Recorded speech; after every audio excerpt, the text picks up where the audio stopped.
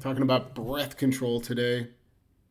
If you like the topics that I'm talking about, please check the video description. I've got a killer class coming up this Saturday called Mastering Breath Control, all about breathing as it relates to the harmonica, things you can do to improve your breath control and become more aware of how you're breathing. Again, specifically related to the harmonica, which it really is proper breath control in general, proper breathing, we should say. This relaxed diaphragmatic breathing, the kind of breathing that you get into when you're not thinking, when you're falling asleep at night, this natural state. So I want to give a few tips on breath control today. You might have noticed this long note that I threw out there at the beginning of the clip there when I started playing. You also might have noticed that I did something right before that, which is get my air out. So that's tip number one.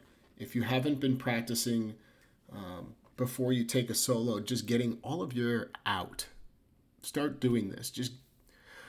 The out breath starts by getting a quick breath in. You go, and then you just let it go all the way. Don't try to stop it. Just keep breathing out until all of a sudden your air stops and it comes to this very still point where you're not breathing in or out.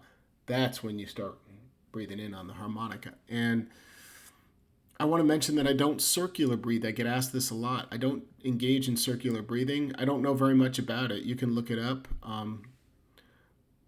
It has to do with recirculating air in your mouth and through your nose. I don't know enough about it, so I don't want to talk about it. But if you're curious about that, and it's not something that I use, but you could use it. I mean, if you're able to do this technique, sure, why not? But it's not necessary, and that's the point I'm trying to make.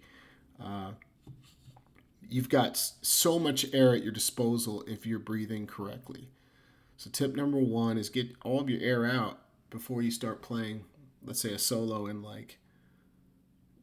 third position, second position, any sort of position on the harmonica that you're likely to go to a draw note, an inhale first. Tip number two is maybe you noticed that there was an evenness to the sound of the note that I produced. And in a lot of my longer notes, you can hear that it's just very even, that it's not fluctuating in volume too much. It's not shaky.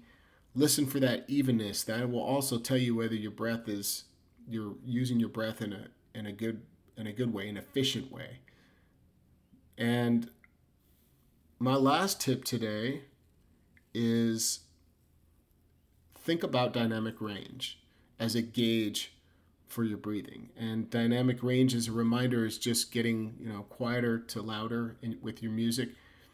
And with the harmonica, that means that we're breathing very softly to get quiet, right? And so we're using more air to get louder.